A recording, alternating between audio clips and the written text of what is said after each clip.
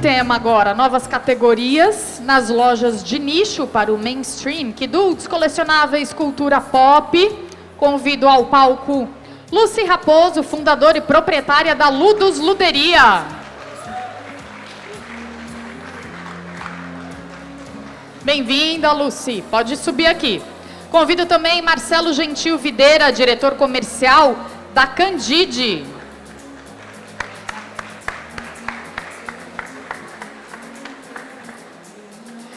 Convido Samuel Duarte, cofundador e diretor comercial da DC Toys. Podem ir sentando. Yuri Fang, CEO da Galápagos. Débora Kreutzberg, diretora da Berg Eventos e Negócios e representante da Spielwarenmesse no Brasil.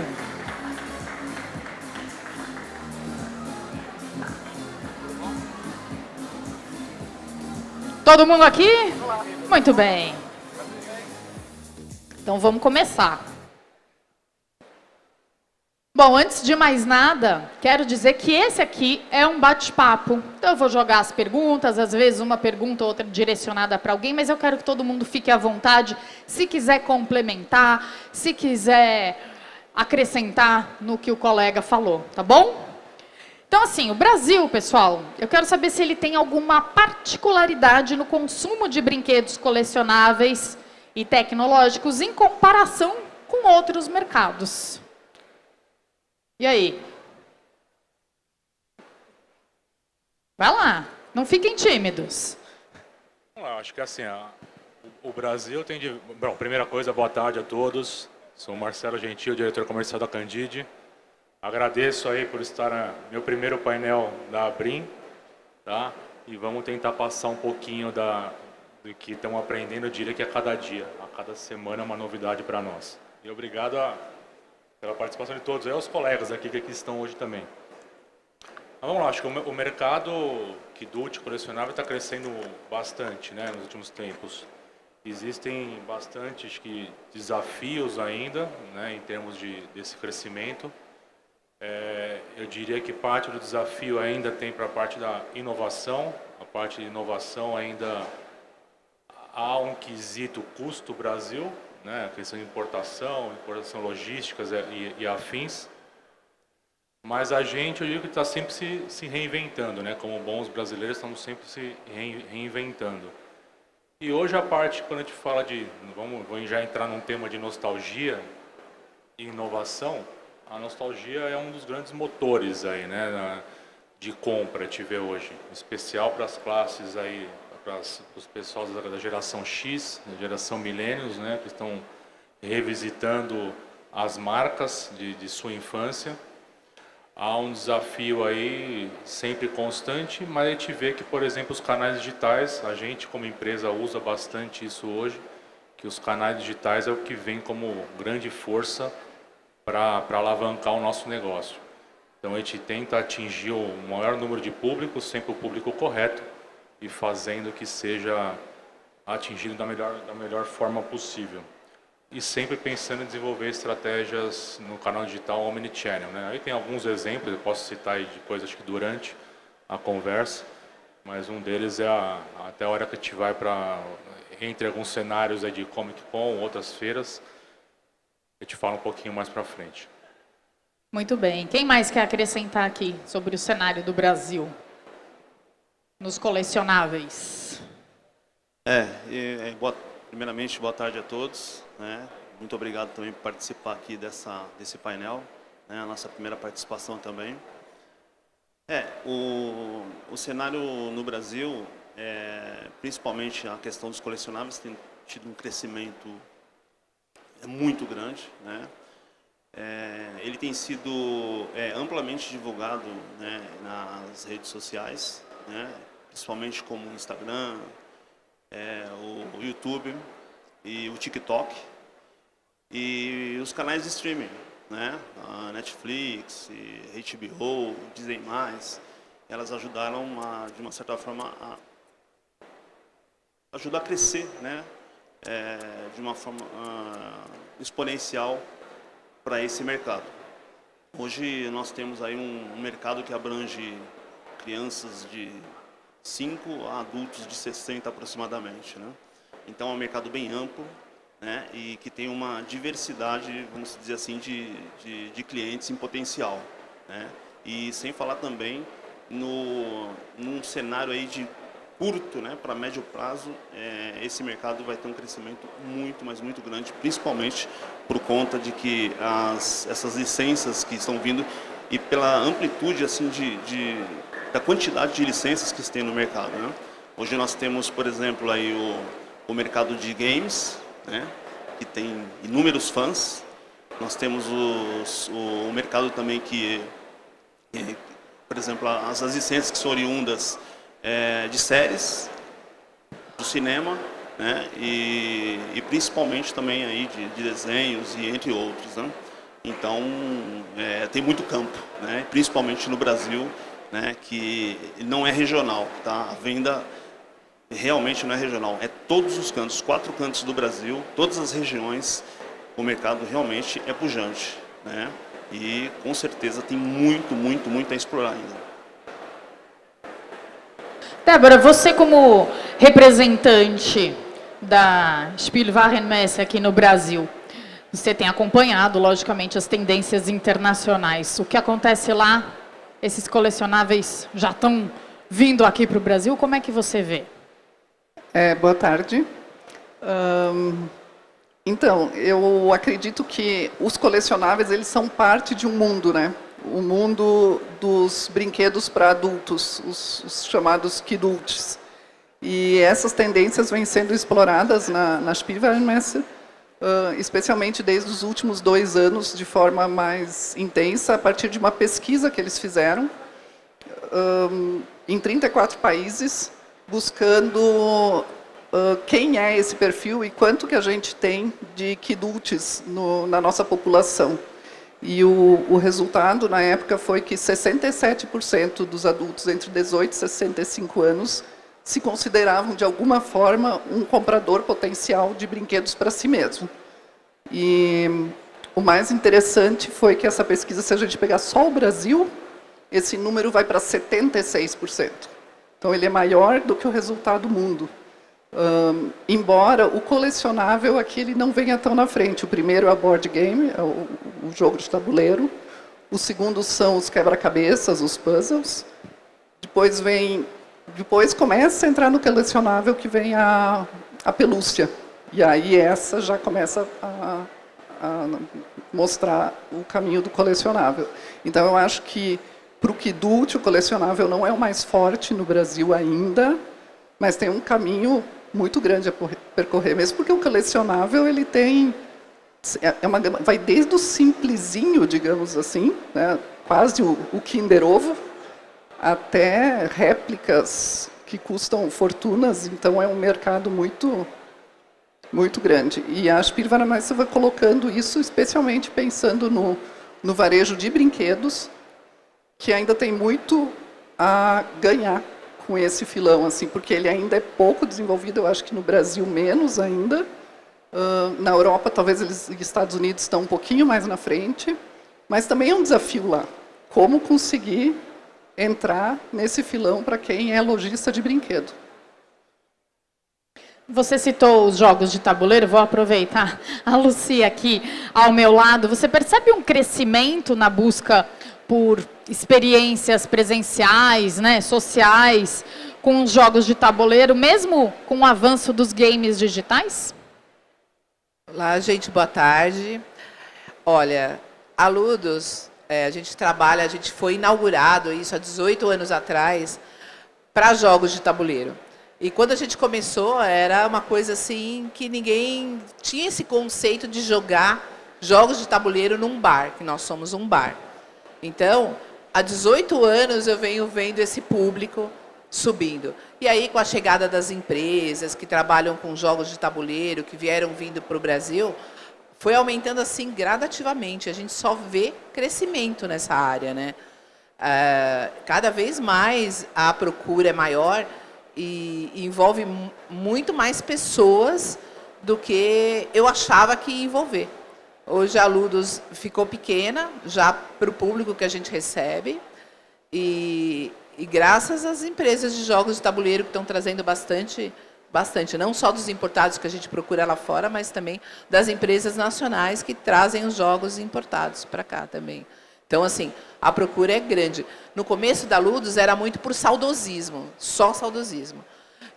Tipo assim, a minha faixa etária que jogava jogos de tabuleiro, tal, aí começou. Mas hoje é fácil você já encontrar bastante adolescentes, crianças, público de domingo na Ludus tem muita criança que vai querendo jogar jogos de tabuleiro. Então, assim, acho que a cada ano está atingindo mais e mais pessoas, assim, os jogos de tabuleiro num geral. Yuri, quais são as principais barreiras para tornar o jogo de tabuleiro um produto mais acessível para o grande público? Boa tarde. São algumas barreiras. Eu diria que talvez preço seria a mais óbvia. A gente hoje tem produtos que acabam tendo um preço elevado. Eu não vou dizer caro, porque isso é uma questão relativa, mas com preço elevado. Mas eu diria que talvez a principal barreira seja mais cultural, seja mais comportamental, de como que a gente lida com o jogo de tabuleiro, né? Eu acho que eu tenho 40 anos e eu cresci jogando jogos tradicionais, mas isso sempre ficou muito preso à minha infância, né? A uma questão de ser atrelado à criança, né? O jogar apenas com a criança. E quando a gente acabou descobrindo jogos de tabuleiro modernos que acabaram vindo para o Brasil, mas que acabaram aparecendo mais depois aí da década de 90, a gente entendeu que os jogos de tabuleiro eles não eram só para crianças, eles eram para todo mundo, né? Então, a pandemia acabou também fazendo uma virada um pouco de chave, acabou trazendo o jogo de tabuleiro como uma necessidade para dentro de casa, para as famílias.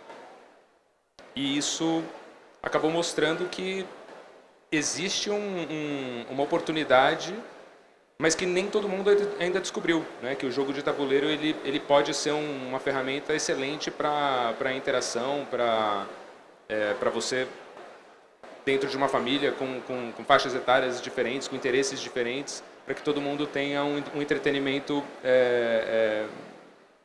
fantástico junto, né? Então, acho que hoje a maior barreira ela acaba sendo cultural. Quando a gente percebe, ao longo dos nossos quase 15 anos de existência, quando a gente percebe que as pessoas descobrem os jogos de tabuleiro modernos, os board games, como a gente chama, a gente entende que existe um encantamento e existe uma percepção de que a experiência é diferenciada versus o que a gente tinha com jogos mais tradicionais que foram desenvolvidos há muito tempo, né? Então, isso tem uma diferença muito grande. Então, eu diria que a maior barreira está voltada para a cultura mesmo. Pessoal, é um desafio equilibrar inovação e nostalgia para conquistar tanto o público jovem quanto o público adulto? E aí? Então, né? Eu acho que muito desses produtos da cultura pop, do Kidult, enfim, ele vem com nostalgia, né? Naquela mesma pesquisa que eu falei antes, 63% dizem que compram por causa de nostalgia. Só que o que você faz com aquele que não viveu ainda, né? Que tem 20 anos, ou enfim, o mais jovem, que não entende isso como um produto que existiu e não tem esse sentimento, né? Eu acho que um dos desafios, o que provavelmente funciona muito bem são as licenças nesse caso. Porque então, se eu estou pensando agora no lado da marca, né, como a pessoa que fabrica isso. Se eu não sou uma marca antiga que tem uma nostalgia para puxar, existem licenças que podem, de alguma maneira, puxar ali esse público. Eu vou um pouco por esse lado, assim. Foi pelo menos a linha que eu imaginei quando você falou agora entre os dois públicos. Marcelo, na Candide, como é que vocês equilibram inovação e tecnologia? Acho que eu comentei um pouquinho antes, tem um desafio, o Yuri também comentou um deles aqui, né, do preço, mas hoje a gente trabalha, além da parte dos canais digitais, tem todo o desafio do sortimento. né?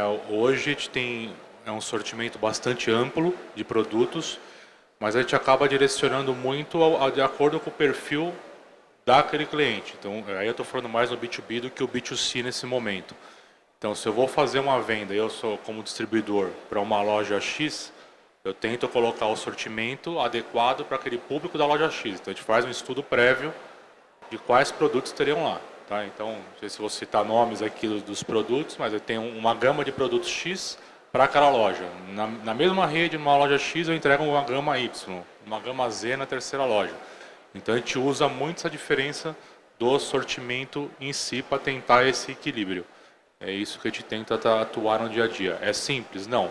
Você precisa ter ferramentas para controlar isso. O Brasil, eu costumo dizer, são os 4 cantos, como o meu colega Samuel disse aqui, mas cada bairro hoje é um país para mim, né? A gente tem que olhar o todo e tomar decisões aí mais corretas para não ficar um produto parado lá na loja, não ficar um produto parado no varejista, todo mundo tem conta para pagar, a gente sabe o quão difícil é isso.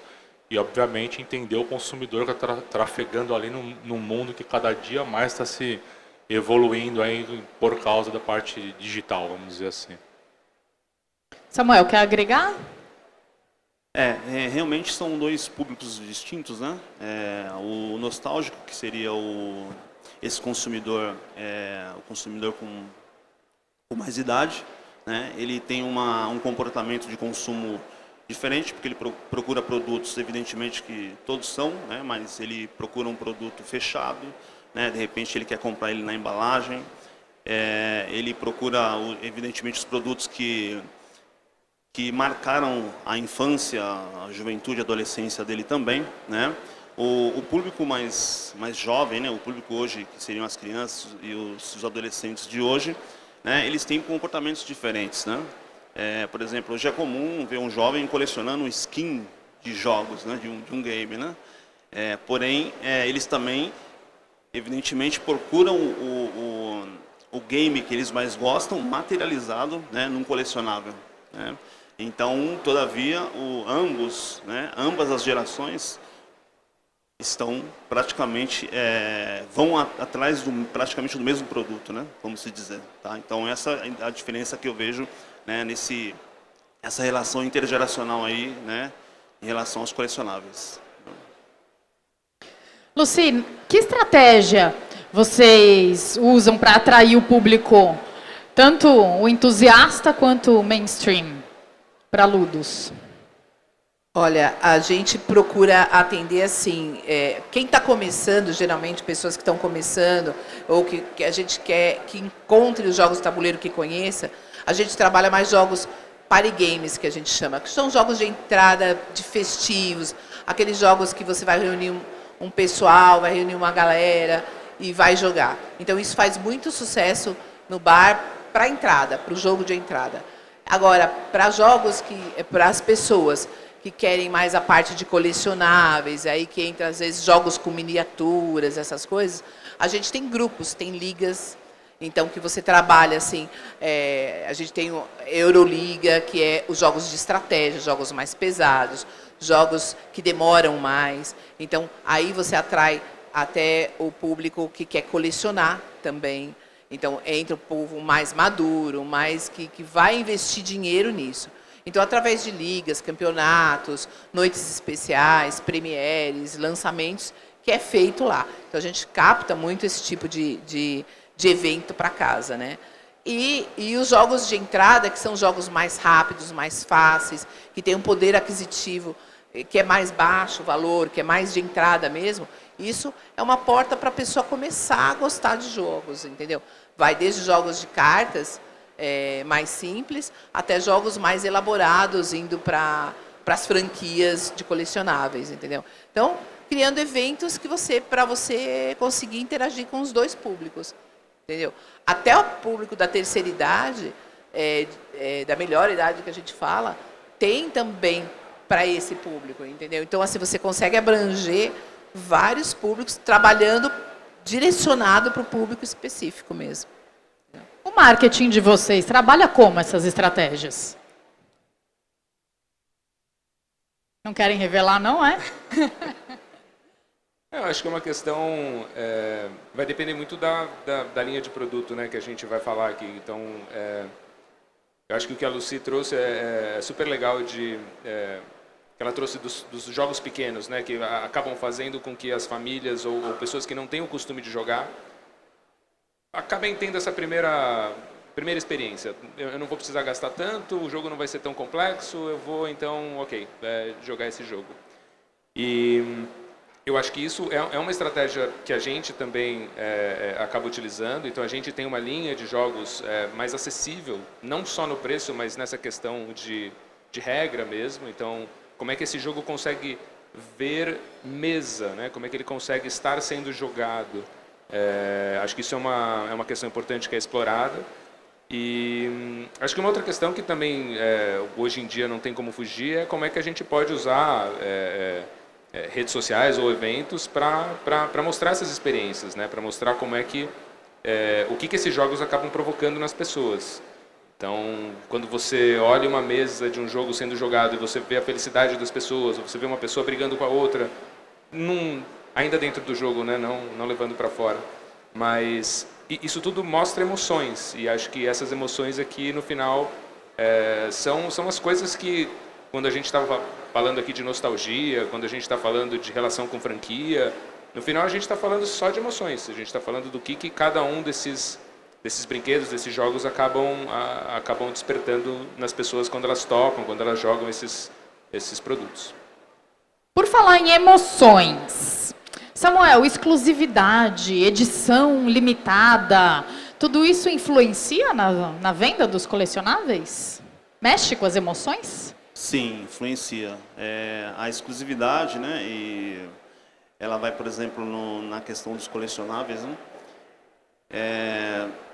Por exemplo, na DC Toys trabalhamos com séries, né? Os itens ele tem as suas séries, isso garante uma certa exclusividade, né? Série 1, série 2, série 3.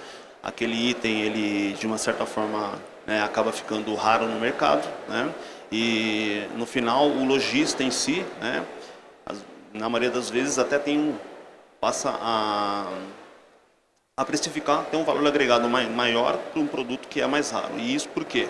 Por conta de que o colecionador, né, justamente por esse lado emotivo, ele tem essa tendência realmente de pagar pelo produto, né, porque é o produto que ele gosta, é o produto que ele tem a paixão, né, e evidentemente essa compra ela está sendo feita justamente pelo lado emotivo, né, pelo lado da emoção, né. Então, para mim tem realmente um fator preponderante, sim, sem dúvida. Pegando um pouco um gancho no que você falou e mencionando também, a Débora comentou um pouco sobre os licenciados, né, Marcelo? Como que a empresa escolhe quais franquias, quais personagens licenciar para transformar esse produto num sucesso de vendas?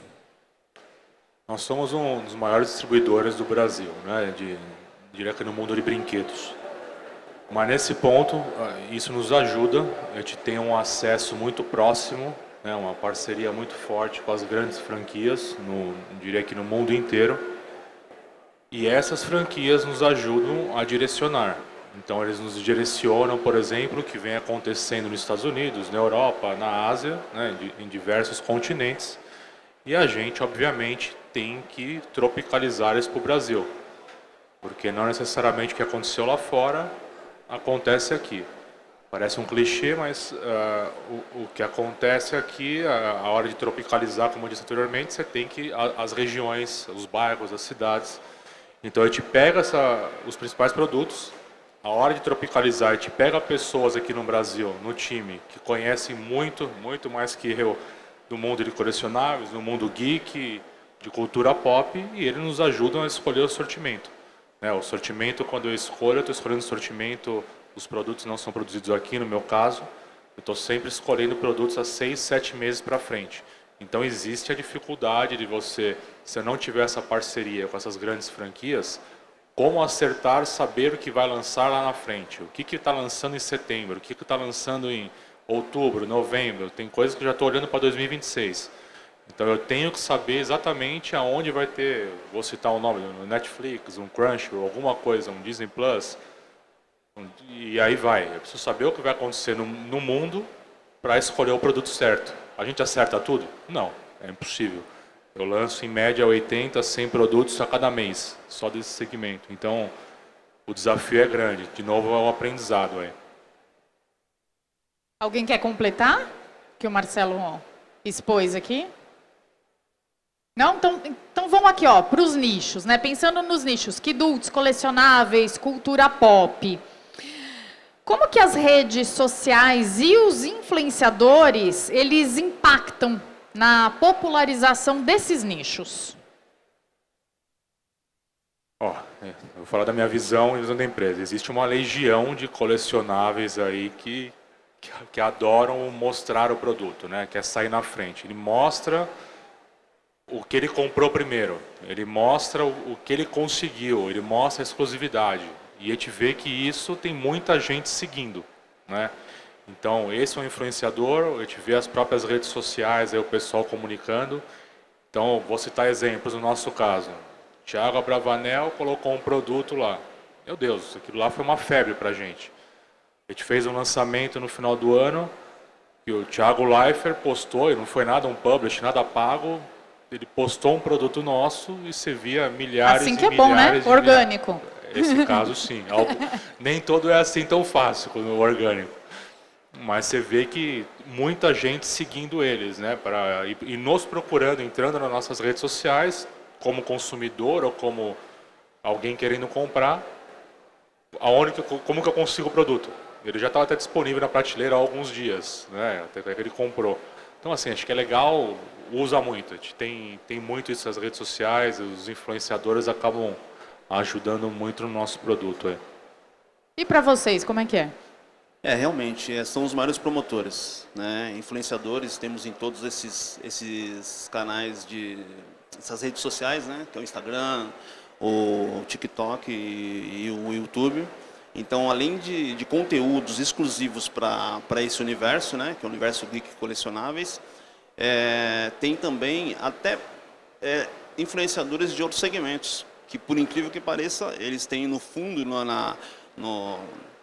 no fundo do cenário deles, sempre tem um colecionável lá, que isso se tornou de uma certa forma, vamos dizer assim, é uma cultura, né? Ele fala de um assunto totalmente diferente esse, mas ele tem no cenário dele lá vários colecionáveis, né? E isso também atrai atenção, né? Justamente até mesmo para pessoas desse nicho, de outros nichos, né? A colecionarem também, né? Então eu vejo como uma força, né? E realmente uma força muito grande. E é fato que a criança ou até mesmo o adulto que viu, né, um colecionável diferente, um lançamento através de um influenciador, ele vai chegar lá na ponta na loja procurando por esse item, né? E geralmente, na maioria das vezes, é orgânico, porque se o influenciador gostou daquele colecionável, ele vai fazer aquilo por paixão, né? E de uma certa forma vai trazer esse cliente na ponta ali pro lojista ou pro e-commerce. Interessante isso que você falou, porque muitas vezes a gente pensa no influenciador só como o influenciador do brinquedo. E a gente teve até hoje aqui no palco um fabricante, se eu não me engano, que comentou que um dos maiores influenciadores do produto dele, do dinossauro, são os dentistas, que usam o dinossauro para ensinar escovação e tudo mais. Então, às vezes, o influenciador do seu produto pode ser de um nicho que você nunca imaginou. Eu achei super interessante. Comenta um pouco, Yuri, dessa relação das redes sociais e dos influenciadores.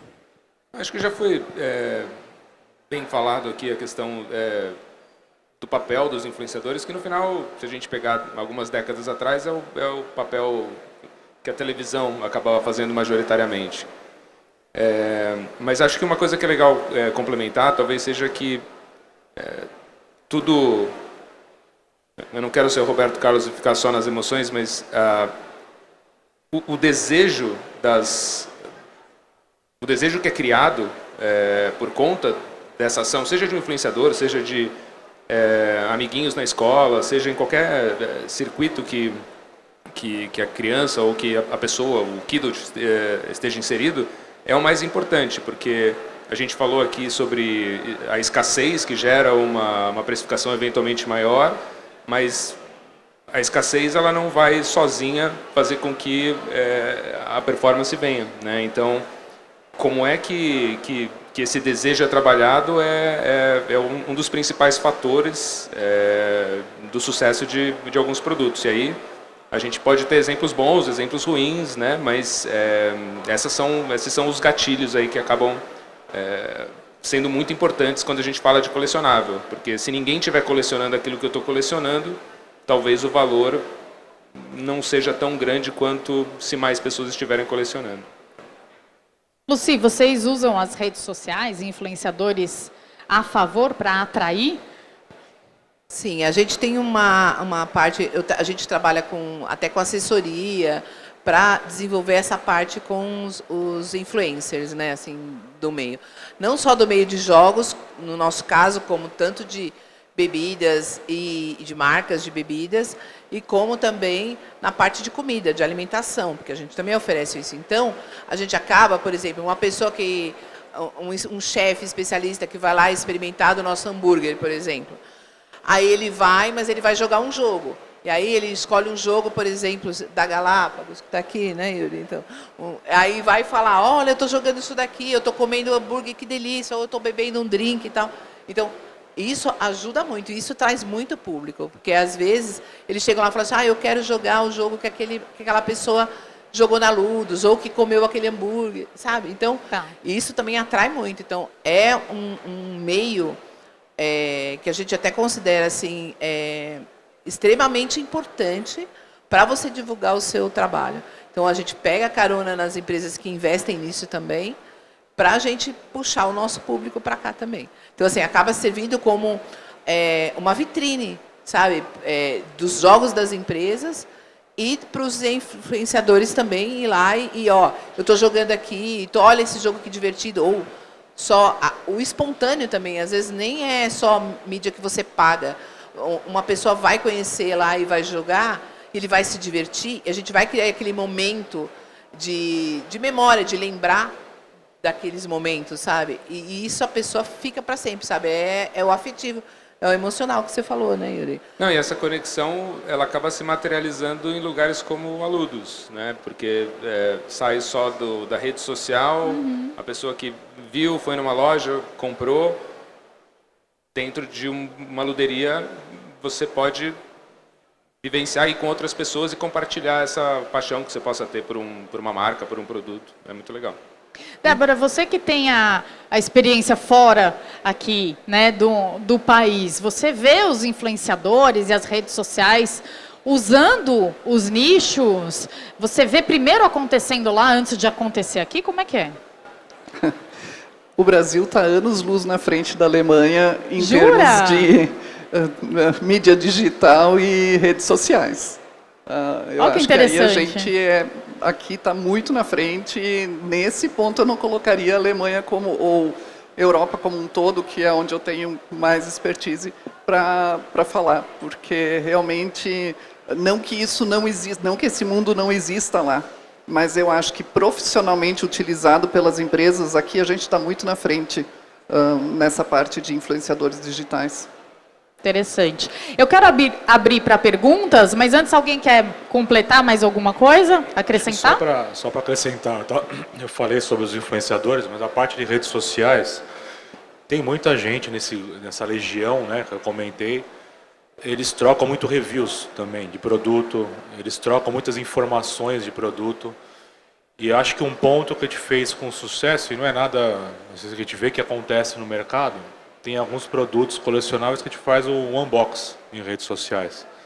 E isso é um negócio bem diferente, a gente veio trazendo bastante resultado. Não sei se todo mundo conhece o unbox, mas basicamente é pegar o produto, abrir ali, não precisa ser um influenciador, mas gera aquele desejo àquele público que está ali, sendo quidute ou não, gera sempre o desejo. É algo que está fazendo diferença no sortimento que a gente vem trabalhando. Você estava falando do unbox, e eu já acompanhei e já assisti unbox, que às vezes a pessoa não fala nada. É só o prazer de ver o plástico, o barulhinho do plástico abrindo, não é? A caixa sendo aberta e a pessoa fica olhando. É incrível isso. No jogo a gente tem até o pessoal que sente o cheiro dos... é jogo novo, sabe?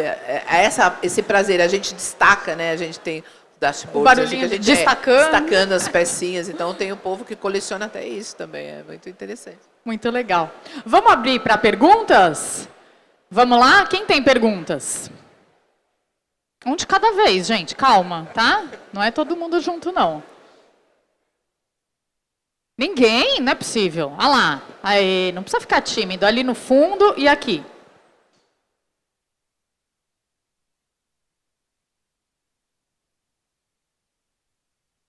Boa tarde. Primeiramente, parabenizar todos os palestrantes aí.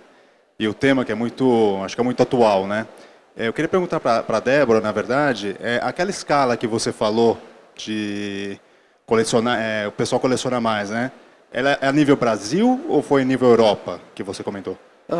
Naquela pesquisa que foi feita, o jogo de tabuleiro e o segundo colocado, que é o quebra-cabeça, o puzzle, esse foi mundial. Os 2 primeiros lugares foram mundiais.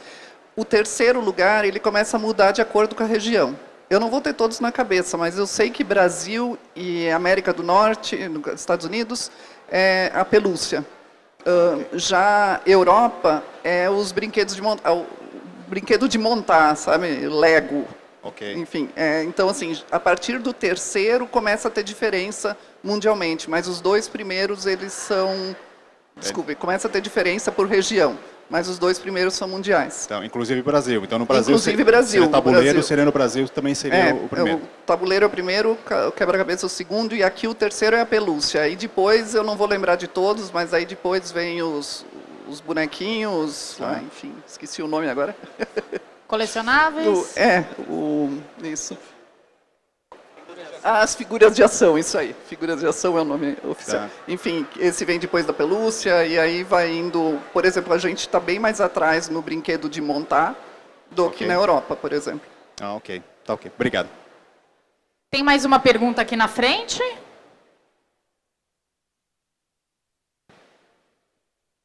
Obrigada. Boa tarde. Também quero parabenizar e agradecer a todas e todos que estão aí. Minha pergunta vai para Yuri, Samuel e Marcelo, sobre como que Dout se relaciona com o produto de vocês nos pontos de venda que atingem o público infantil também. Então, o que Dout consome o produto de vocês nos grandes brinquedeiros ou ele está mais concentrado online? E se ele está mais concentrado online, como vocês posicionam os produtos de vocês para dialogar com os Kidults nesses meios? Obrigada.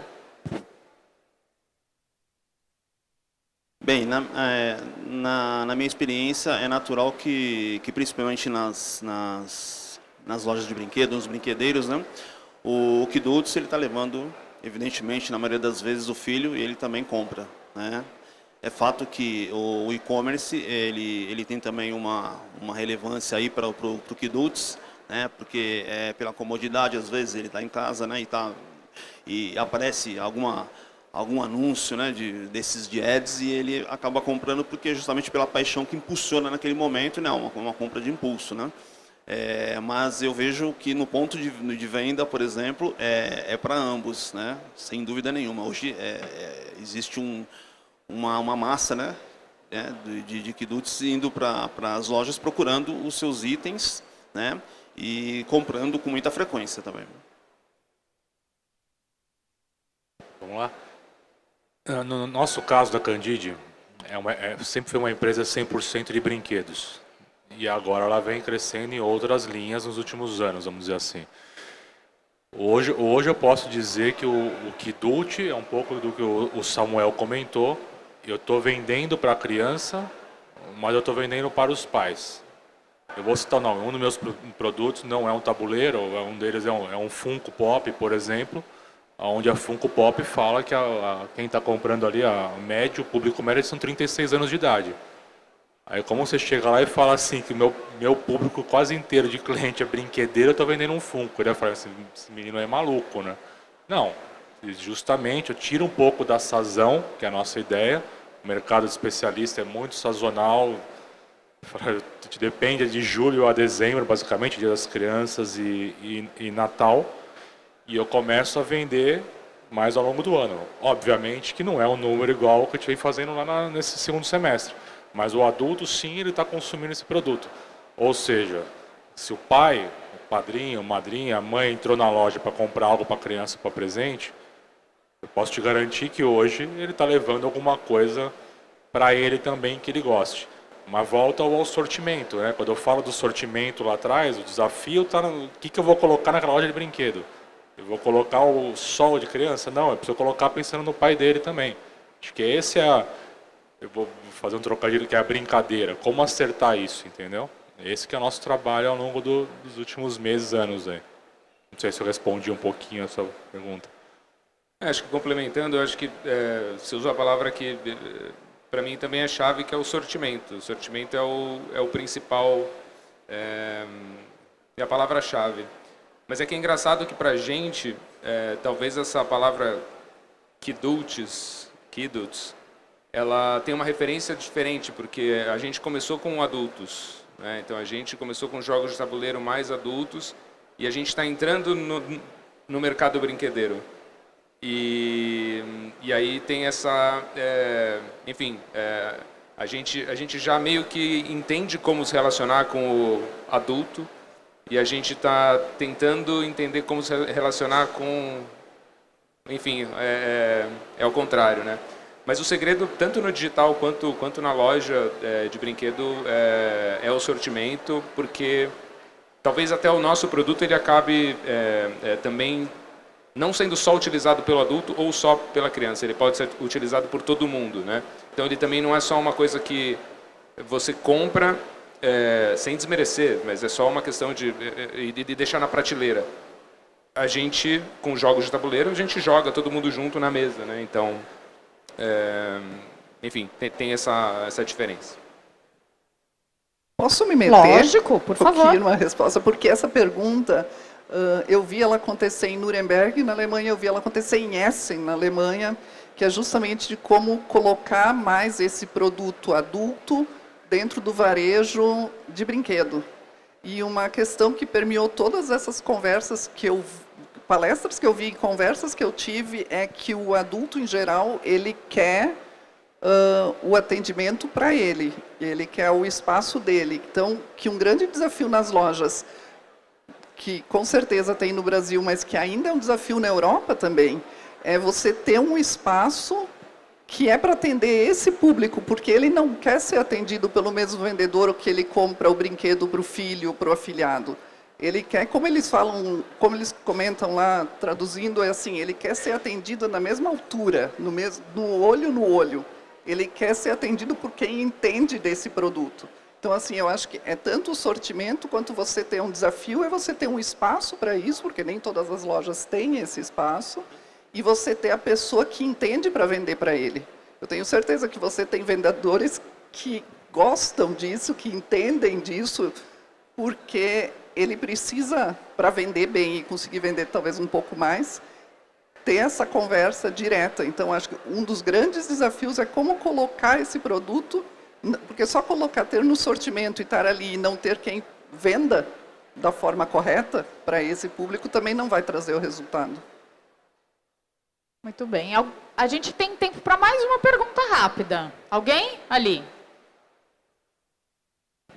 Olá, boa noite, acho já, né? Eu acho que a minha pergunta vai ser mais direcionada para o Yuri, que é da Galápagos e Jogos. Os jogos de tabuleiros modernos, ele veio numa cultura muito nichada ali, né? Os pessoais que jogavam RPG nas lojas especializadas. E essas lojas, elas trabalham com uma margem muito magra, né? E hoje, para o mercado de brinquedo, eu acho que todo varejista, se tiver aqui, talvez tenha essa mesma dor, essa margem, ela não é compatível com o que a gente consegue fazer. E também a gente briga pela cultura porque a gente não vende um brinquedo, a gente vende momentos ali de felicidade com quem você ama. E o jogo de tabuleiro, ele é muito importante no nosso mercado, mas a gente não consegue... acaba com a nossa experiência, na verdade, acaba com a experiência que a gente quer oferecer para o cliente, porque essa margem ela é incompatível com o que a gente consegue fazer. E aí entra no site e tem lá um preço sugerido. E isso tem gerado muito problema há muito tempo. E acho que não só a Galápagos, de todas as indústrias.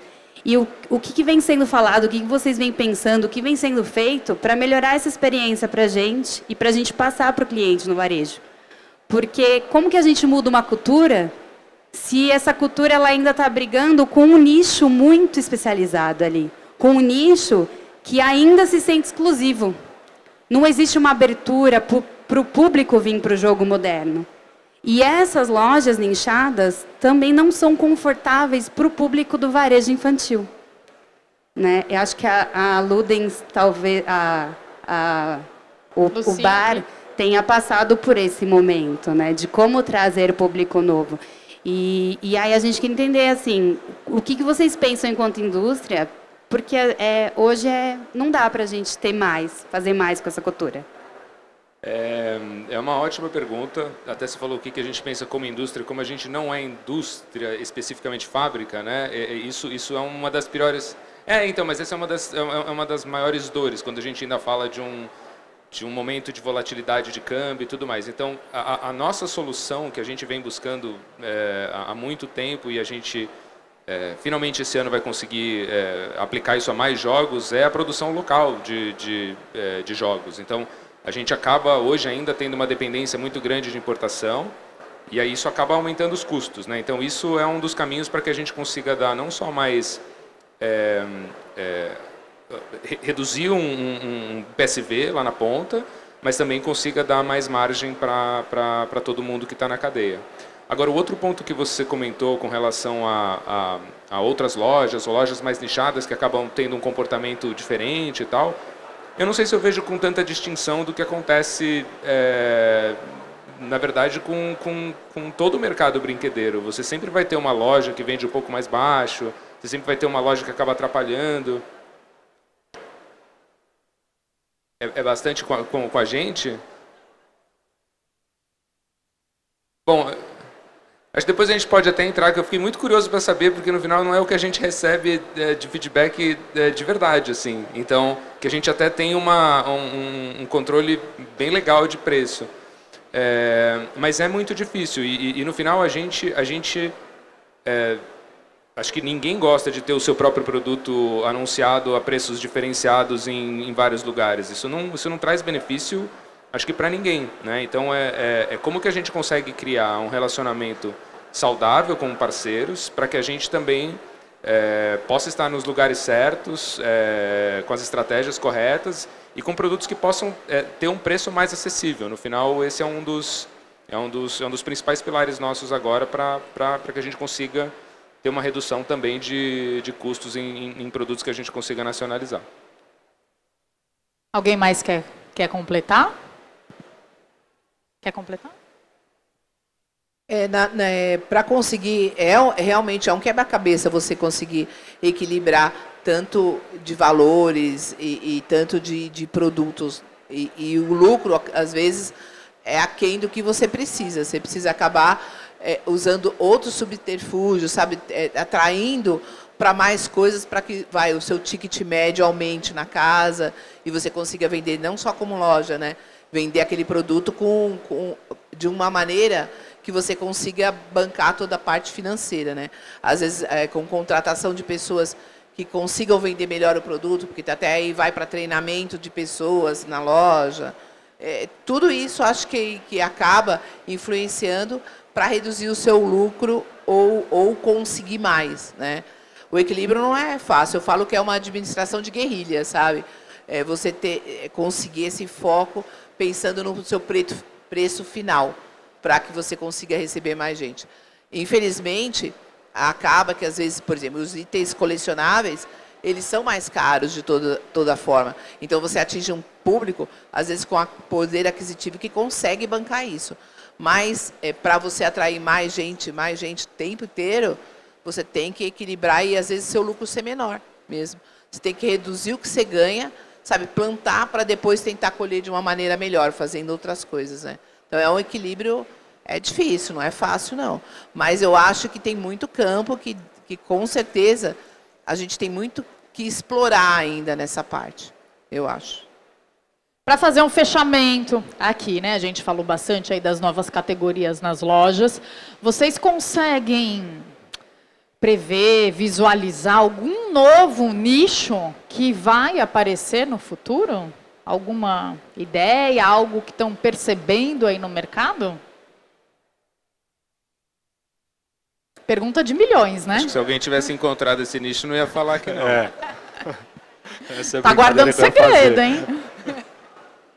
Não, eu pessoalmente, na empresa, a gente não conversa de nada, assim. Sabe que são ondas, né? Acontecem muitas ondas aí de agora essa franquia, agora essa licença, agora esse produto, mas de falar de agora de Kidult, colecionáveis, cultura pop, eu pelo menos agora não vejo nenhuma, assim, não. Eu vejo que esse novo nicho aí, ele é justamente esse que nós estamos comentando aqui hoje, porque ele vai ser novo por muito tempo ainda, viu? Porque esse mercado ainda tem muito para explorar, né? Então, eu acredito esse já é o futuro. Esse é o futuro, é o novo nicho dos próximos longos anos. Dos próximos anos. Acho que talvez para a gente acredita que os jogos de tabuleiro, eles estão muito longe do que eles podem ser no Brasil. Existem os elementos colecionáveis, existem produtos que têm esse aspecto, mas tem muitos produtos que, mesmo sem essa questão colecionável, são efetivamente inovadores, mesmo sendo nostálgicos com relação aos componentes e tudo mais. A experiência é completamente inovadora e a gente acredita que jogo de tabuleiro vai crescer cada vez mais, como vem crescendo ininterruptamente desde 2010, pelo menos que eu lembro. Eu acho que até eu vi na outra palestra que estava acontecendo aqui, o que a inteligência artificial vai trazer, né, para a gente no mundo dos jogos de tabuleiro, no mundo dos desenvolvimentos, né? Eu acho que muita coisa vai vir aí. O que o Yuri estava falando, vai ter muita coisa, acho que até para o jogo de tabuleiro em si e de produtos de brinquedos, o que vai acrescentar a inteligência artificial para esse mundo também. Eu acho que vem muita coisa, acho que o futuro é grande, eu acho. Débora. Então, quando ela estava fazendo a pergunta, eu lembrei de uma conversa que eu tive lá em Nuremberg, que foi assim, a criança, o teu cliente, você sempre tenta fidelizar o cliente, né? Mas a criança, ela vai ter de 1 a 3 anos durante 3 anos, depois de 3 a 6 anos durante 6 anos. Esse pai, ele teve criança e amiguinho da escola para comprar presente durante 10 anos, talvez. Mas o adulto, ele tem 16, 17, 18, ele vai ficar, ele vai continuar, ele vai querer sempre mais, e se você fidelizar ele, você pode ter o mesmo cliente por 20, 30 anos, o que não acontece com a criança, com o brinquedo para a criança. Então, eu acho que o futuro é esse, é entender que esse cliente ele não vai embora tão cedo se estiver bem fidelizado. Interessante essa reflexão. Muito bom. Pessoal, nosso tempo mais do que acabou. Quero super agradecer a todos vocês.